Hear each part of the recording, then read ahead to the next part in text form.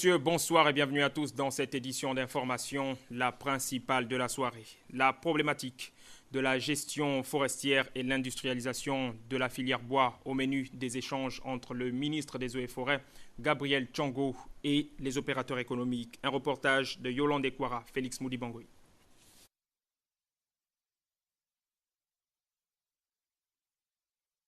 La situation générale de la filière bois préoccupe au plus haut point les autorités du ministère en charge des eaux et forêts. C'est pour amener les opérateurs économiques au respect des règles et procédures en matière de gestion forestière que le directeur provincial de l'Estuaire a échangé avec ces derniers en présence du ministre Gabriel Tchongo. La dynamique d'aménagement est une exigence des hautes autorités du ministère des Eaux et Forêts. Tous les acteurs de la filière bois doivent impérativement y coopérer. Or, la situation des nationaux, excepté 2 ou 3, n'est pas du tout reluisante à la lumière des faits vécus. La pratique forestière n'est pas loin de la cueillette et l'aménagement reste une vue de l'esprit. Avec un ton pédagogique, le directeur général des Eaux et Forêts, Paul Kumbanzaou, a rassuré leurs interlocuteurs quant au soutien du gouvernement à travers le projet d'aménagement des permis forestiers, qui est une alternative heureuse pour les exploitants gabonais qui attendent la mise en vigueur de la mercuriale. Il y a plusieurs mécanismes qui ont été mis en place, dont cette grille qui est en train de prendre corps, et je pense que d'ici le 15 du mois de septembre, nous aurons les résultats de cette grille que l'on appelle mercuriale, tant attendue par les opérateurs économiques. Donc je demanderai simplement aux opérateurs économiques par rapport à cette question de souffrir, d'être patients un peu, et d'ici là, ils seront informés et cette mercuriale sera distribuée aux différents opérateurs économiques. La présente rencontre s'inscrit dans un processus de collaboration entre l'administration et les opérateurs économiques de la filière bois pour un respect strict des indications du Code forestier de notre pays. Les agents de la police et de la BCR, la brigade du contrôle routier à l'école pour apprendre et comprendre le nouveau système de fonctionnement des sens giratoires dans les carrefours de la capitale. Un reportage de Yannick Menga, Serge Ndiangui-Mabila. Chantier de construction en bordure de route, véhicules forçant le passage, véhicules de livraison mal garés, que de mots contribuant au dysfonctionnement des carrefours giratoires, plus connus sous le nom de rond-point. En collaboration avec la NGT et les forces de police, la sécurité routière a examiné, pointé et traité la situation qui prend place dans ces plaques tournantes de la capitale. L'axe était autour des ronds-points sous les échangeurs, précisément de Nzayon, Iaï et Charbonnage, à l'origine de tracasseries et ralentissements conséquents du trafic routier. Les principaux dysfonctionnements sont l'arrêt de taxis en pleine voie, créant des remontées qui bloquent le giratoire, la voie express et les bretelles. Le stationnement de taxis et clandos, créant des files gênantes. Le passage non contrôlé des poids lourds de 40 tonnes et plus qui, par leur manœuvre, provoquent le manque de fluidité. À cela s'ajoute la circulation bloquée au carrefour Fopi et Sogatol, fermés pour travaux, ayant pour conséquence des bouchons dans les bretelles. Des solutions ont été trouvées et communiquées aux agents. Nous avons établi un plan qu'on a remis effectivement à tous les agents et en particulier les agents qui travaillent sur l'échangeur afin dans un premier temps de prendre connaissance déjà du document et puis de regarder avec eux quels sont les points particuliers sur lesquels on peut agir. Pourquoi on le fait ça? Parce qu'on le fait en prévision de la rentrée et en prévision des travaux qui vont être réalisés assez rapidement pour finir l'aménagement de l'échangeur. L'une des mesures qui va être prise très prochainement, dès vendredi, c'est l'autorisation de circulation des poids lourds sur les 3 échangeurs, Charbonnage, Iaï et Nzayon, tout en limitant leur poids maximum à 40 tonnes et la vitesse de circulation à 50 km/h. Et cette mesure devrait permettre de fluidifier encore un peu plus le trafic puisqu'on a environ actuellement 200 poids lourds qui circulent sur ces échangeurs. Le fait de les faire passer sur les différents ponts va permettre encore d'accélérer la circulation et de limiter les embouteillages.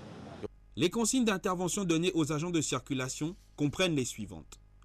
Empêcher l'arrêt des taxis en dehors des emplacements prévus. Organiser la file d'attente des taxis pour qu'elles ne débordent pas sur les voies de circulation.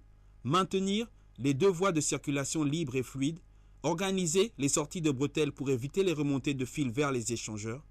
empêcher le stationnement des deux côtés de la voie aux heures de pointe, à savoir 7h30 à 10h et 16h à 19h. Avec près de 3000 véhicules par heure qui empruntent ces tronçons, cela équivaut à près de 4 véhicules par minute. Une bonne circulation des personnes et des biens est un point clé dans l'avancée économique et sociale du pays. La Fédération des associations humanitaires et citoyennes a récemment séjourné dans la province du Haut-Ogooué, ce dans le cadre d'une caravane médico-chirurgicale au profit des populations de cette localité. Conforte Olga Okenkali, Franck Mexan, Mangolo TV2. La période des vacances, encore appelée saison sèche parce que l'absence des pluies aidant, est un moment par excellence où tout un chacun rend pratique ses actions et ses projets. Kermesse, boom, retrait de deuil, tournoi de football, voire projet de construction et maintenant les consultations médicales. Ici, nous sommes au centre médical d'Akeni. La caravane médico-chirurgicale a fait des heureux parmi les habitants de cette petite bourgade et même le médecin-chef de ce centre. Surtout au niveau de la chirurgie, comme vous l'avez dû constater, il y a beaucoup de cas derniers que nous avons pu déceler au niveau des villages. Donc avec cette arrivée, ça va nous permettre non seulement de prendre en charge ces malades, mais aussi de pouvoir améliorer nos conditions de travail. Parce qu'effectivement, nous avons des pathologies en tant que généraliste que je suis, que nous ne pourrons pas traiter. Mais avec l'arrivée de ces spécialistes-là, je pense que les gens doivent arriver massivement. Surtout que les médicaments sont gratuits, les consultations sont gratuites. Ce groupe de braves hommes et femmes spécialistes en gynécologie obstétrique, en médecine générale, en pédiatrie et surtout en chirurgie, habitués de situations difficiles, ont en 3 jours d'affilée soulagé un tout petit peu les maux dont souffraient ces populations. Je trouve cette caravane, c'est bien normal parce que nous, souvent, tombons malades, on part dans la pharmacie, parfois après les médicaments. Quand vous êtes venus comme ça, c'est bien pour nous. C'est une bonne initiative parce qu'ils ont bien pensé aux générations futures et aux générations anciennes pour que la maintenance se maintienne. Et nous aurions souhaité que ça soit davantage à chaque fois. Les cadres du département ne sont pas restés insensibles. Ils ont dit leur joie en tout juste quelques mots.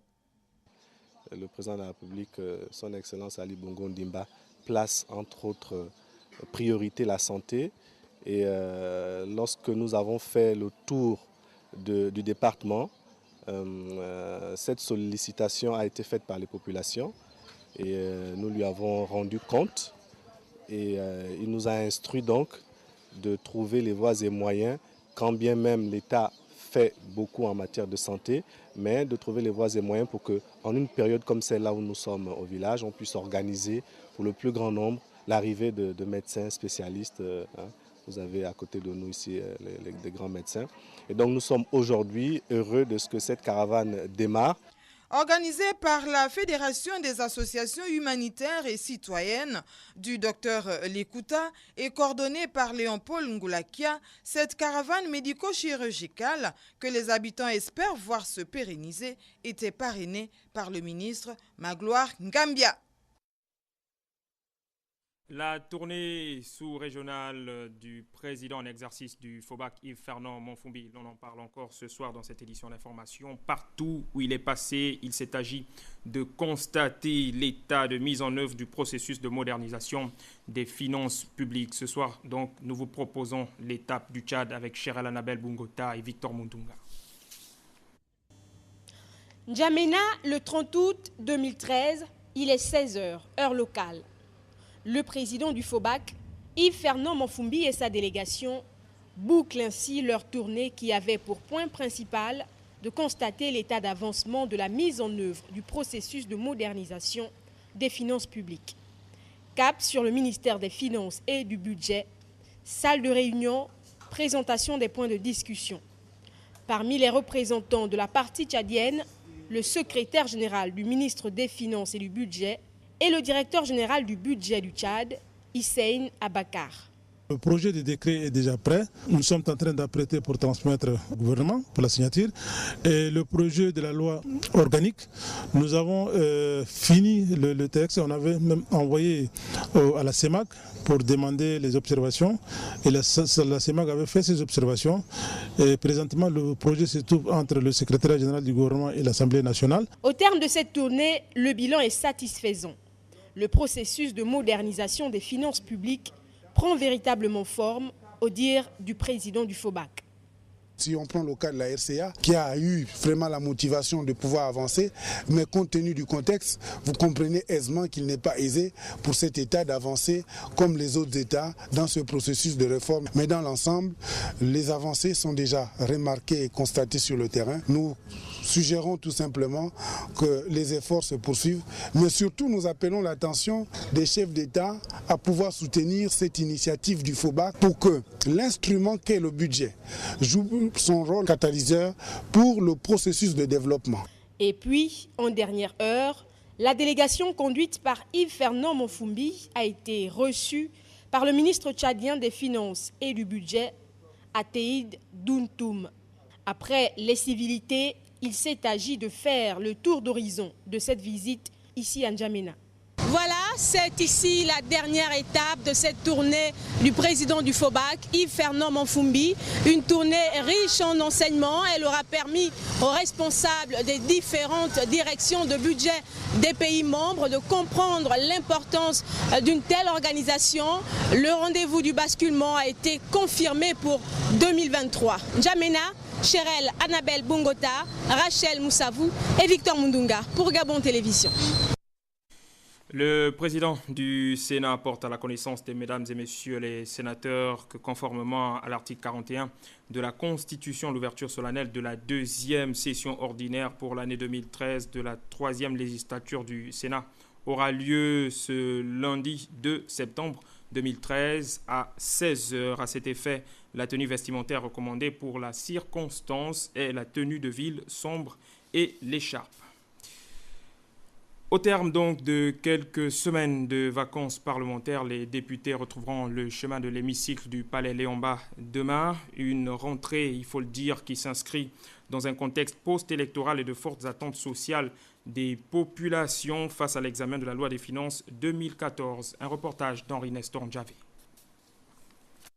Après 1 mois et 2 semaines de vacances parlementaires qui auront permis aux honorables députés de repartir vers leur mandat, pour le compte-rendu du travail effectué lors de la première session ordinaire, les députés de la 12e législature retrouvent pour ainsi dire l'atmosphère des travées de l'hémicycle du Palais Léon-Mba ce lundi 2 septembre 2013, marquant la rentrée solennelle de la 2e session ordinaire de l'institution à laquelle ils sont profondément attachés parce que devront défendre les différentes préoccupations des populations de leur giron politique et voire de la République.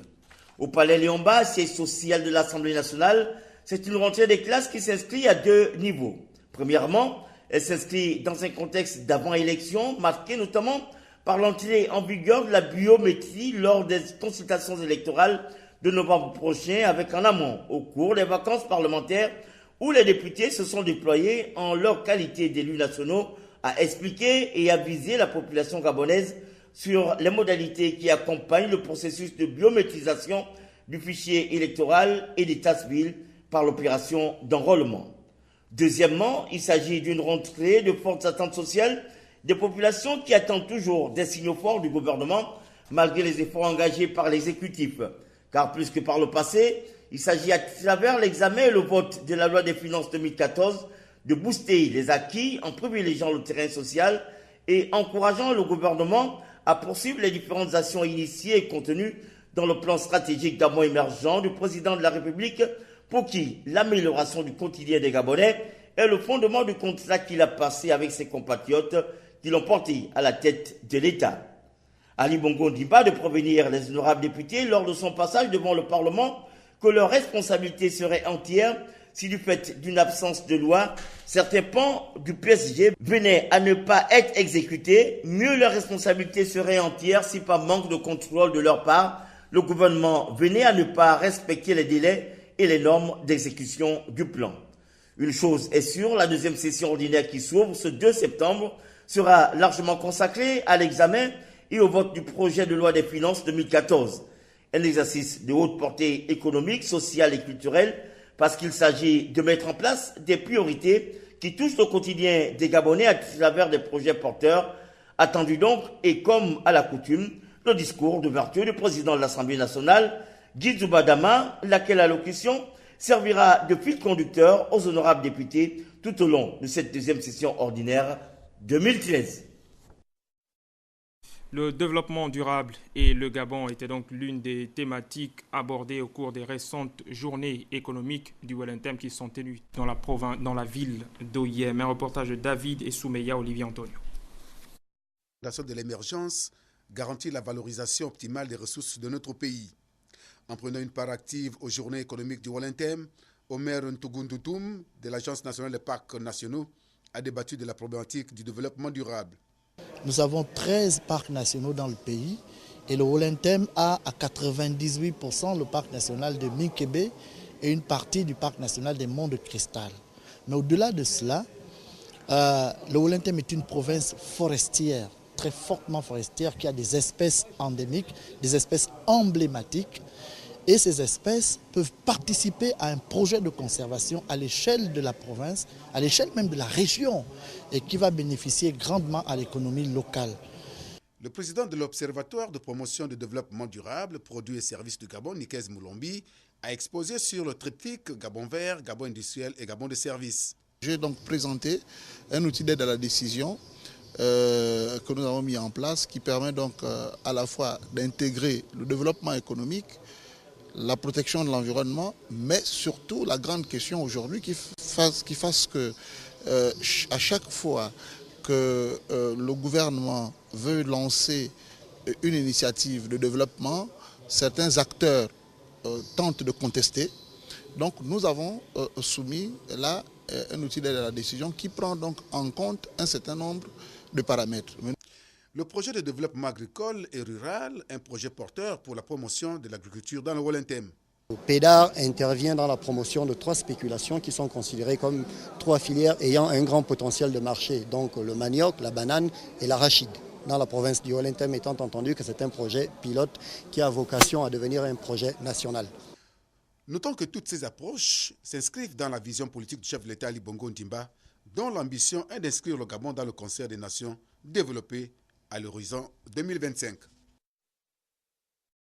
Ces journées économiques du Wellington, la gente féminine a pris une part active. Elle a donc apporté sa contribution à travers le thème « Rôle de la femme dans l'essor économique du G9 ». On retrouve David et Soumeya Olivier Antonio.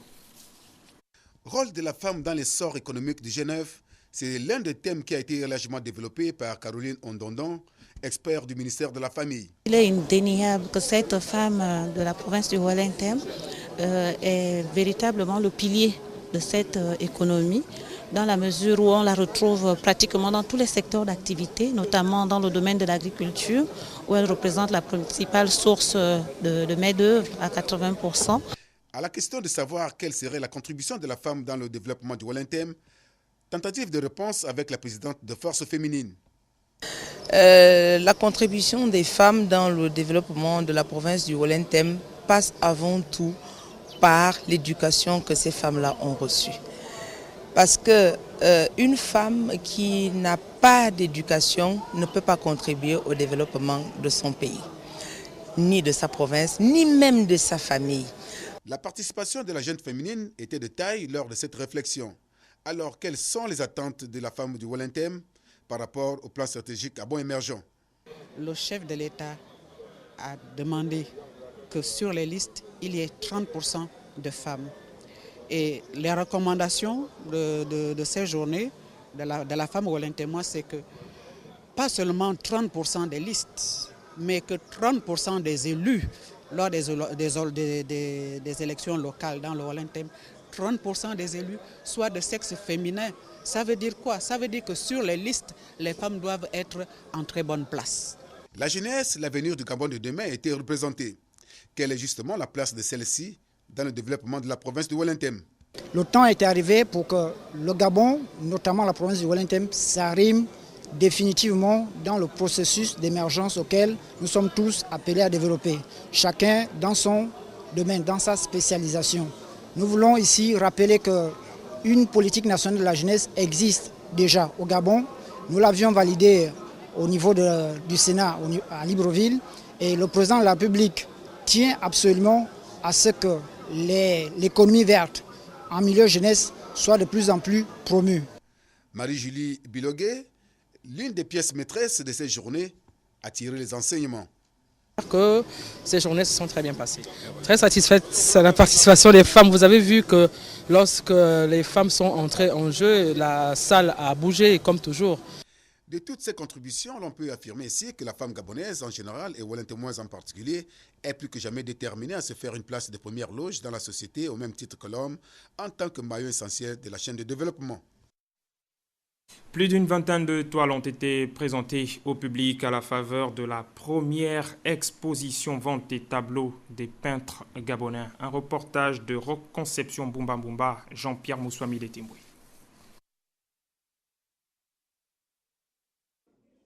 Jeu de l'esprit, temps d'une exposition, c'est le thème de cette première exposition vente des tableaux des peintres gabonais tenus dans un hôtel de la place. Les artistes utilisent la peinture acrylique, une technique picturale et moyen de peinture utilisant des pigments mélangés à des résines synthétiques. Un moyen plus sûr de peindre et de fixer les couleurs très vite. C'était plus par rapport à des montagnes. Je voulais faire un mixte entre la réalité et l'imaginaire. Et voilà, quelque chose de très coloré, avec beaucoup de relief. Et en général, si on regarde un peu mes tableaux, on se rend compte qu'ils sont très colorés. Parce que pour moi, c'est une manière de m'exprimer en fait, la peinture. Pour faire parler la nature dans leurs toiles, Cassandra Anne-Marie Oyane et son père, Tuntum Eman Vincent, utilisent les matériaux gabonais. C'est une peinture qui a pour matériaux les meilleurs bois du Gabon. Les bennes, le keba, le wenge. On a essayé de faire avec les bois du Gabon, avec l'art du Gabon, de notre beau pays, ce que d'autres font avec les pinceaux. Nos matières vont au-delà des pinceaux et des couleurs. C'est en éclatant, en écrasant, en déstructurant nos matériaux, nos matières de base. Vecino et Cassandra s'inspirent du peintre dessinateur néerlandais Vincent van Gogh du mouvement artistique l'impressionnisme du 19e siècle. Leur toile dégage une expression qui nous plonge au cœur de la forêt gabonaise. Le village d'Oumassi, situé à une vingtaine de kilomètres de Bitam, vient de se doter d'une nouvelle chapelle au grand bonheur des chrétiens de cette localité. Un reportage de Jean-Augustin Nzengi, Jean-Pierre Moussoami Letimboui. Situé à 23 km de Bitam, le village d'Oumassi a désormais une nouvelle chapelle. Relevant de la paroisse de Melep, la cérémonie de dédicace qui a vu la présence des responsables de l'église évangélique du Gabon a également entraîné beaucoup de monde venu des villages environnants. La nouvelle église de Doumassi offre là à la communauté chrétienne un lieu de culte moderne devant remplacer cette chapelle vétuste croupissant sous le poids de l'âge. Œuvre de monsieur et madame Assoumou et Sono qui rendent par cet acte à Dieu les fruits des bienfaits reçus du Père Tout-Puissant. Quand tu as autant de grâce, tu sais qu'il y a un Dieu, n'est-ce pas, qui existe, qui te donne toutes ces grâces. Il faut faire quelque chose en retour parce que vous l'avez si bien entendu tout à l'heure. Une foi sans œuvre est une foi morte. Alors il fallait concrétiser, n'est-ce pas, la joie que j'éprouve, n'est-ce pas, par rapport au don de Dieu en lui offrant ce temple. Un geste hautement salué, aussi bien par la hiérarchie de l'Église que par les fidèles. Sa joie est débordante, d'autant plus que le Seigneur a utilisé sa servante pour la mise en place de cette structure d'évangélisation, de louange, de méditation, de lecture de la parole de Dieu. Nous ne pouvons que rendre gloire à Dieu et dire, bien entendu, merci à notre Seigneur de ce qu'elle a écouté l'appel du Seigneur.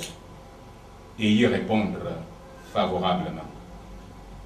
L'Église attend de ses membres des actes glorifiant Dieu, des actes de cette nature, de cette trempe, contribuant à la glorification de Dieu. Merci à notre sœur. Nous sommes contents de recevoir tous ces étrangers et voir la belle église qu'ils sont venus nous construire. Dans la foulée de cette cérémonie de dédicace, Mme Assoumou Essono a remis des présents aux membres de la chorale. Et pour la boucle, un repas a été offert aux fidèles et responsables de l'église évangélique par le couple Assoumou Essono. À l'occasion de son 25e anniversaire, le Centre d'évangélisation mondiale Betsaïda a organisé une convention à la cathédrale du PK8, des moments d'édification qui ont participé à fortifier la communauté. Un reportage de Tassenamico, Arnaud Mengue. La gloire de la seconde maison sera plus grande que la première. C'est autour de ce thème que se sont réunis une semaine durant les fidèles et responsables du ministère d'évangélisation mondiale Betsaïda, cathédrale du PK8. À travers cette sainte convocation, le leader de cette assemblée, l'archevêque Moulaka, a bien voulu instruire ses fidèles sur la nécessité d'aspirer quotidiennement à une vie chrétienne victorieuse.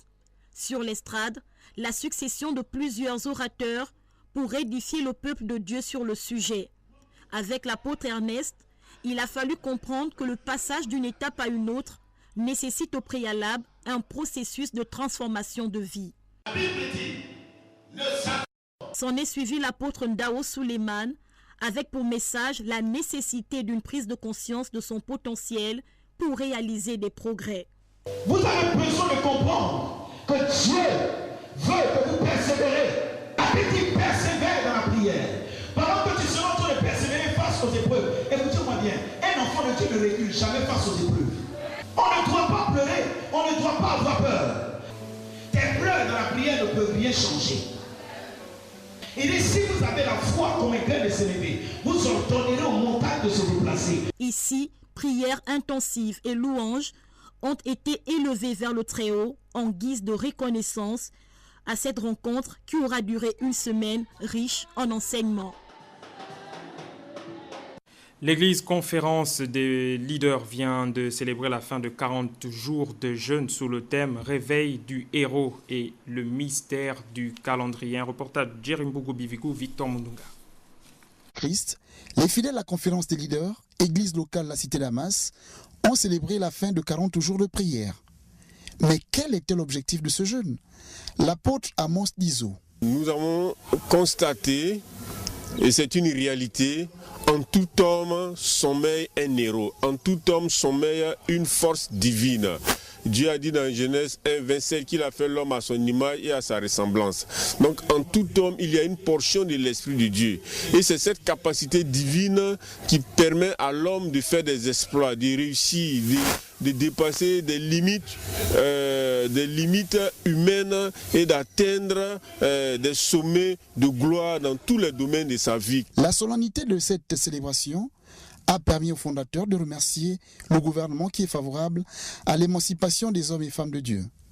Le prophète Germain Ouedraogo est également revenu sur certains aspects du jeûne. 40 jours dans sa présence, nous avons commencé depuis le 9 et aujourd'hui le 1er, nous sommes en train de conclure. Mais pour moi, la fin, qu'est-ce que c'est? La fin, ce n'est pas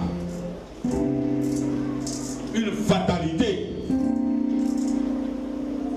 étape pour introduire le commencement d'une autre histoire. Comme un enfant dans le sein de sa mère, après les 9 mois, dans le ventre, mais c'est le commencement d'une autre vie hors du ventre de sa mère. Fondée le 27 septembre 2012, la conférence des leaders veut convertir les âmes, car selon elle, seules les choses divines sont éternelles. Je rappelle que le président du Sénat porte à la connaissance de mesdames et messieurs les sénateurs que conformément à l'article 41 de la Constitution, l'ouverture solennelle de la deuxième session ordinaire pour l'année 2013 de la troisième législature du Sénat aura lieu demain, lundi 2 septembre à 16h. À cet effet, la tenue vestimentaire recommandée pour la circonstance est la tenue de ville sombre et l'écharpe. Un peu de politique avant la fin de cette édition d'information. Le député du premier siège dans le premier arrondissement de Libreville vient d'animer une causerie politique avec les populations de sa circonscription électorale au menu de l'échange, l'enrôlement des populations sur les listes biométriques. Vibriant Aseko Olomo, Cédric Nzeng, TV2. Améliorer le fichier d'état civil des citoyens et surtout de voter en toute confiance, c'est le message qu'il a tenu à passer aux populations de Cala-Carrière. Lui, c'est Gabriel Malonga, député du premier siège au premier arrondissement de Libreville. Des éclaircissements utiles qui serviront à chacun de se faire enrôler pour ceux qui ne l'avaient pas encore fait. Dans ce village, c'est moi. Comme vous avez entendu là, tout ce qui est là, c'est moi.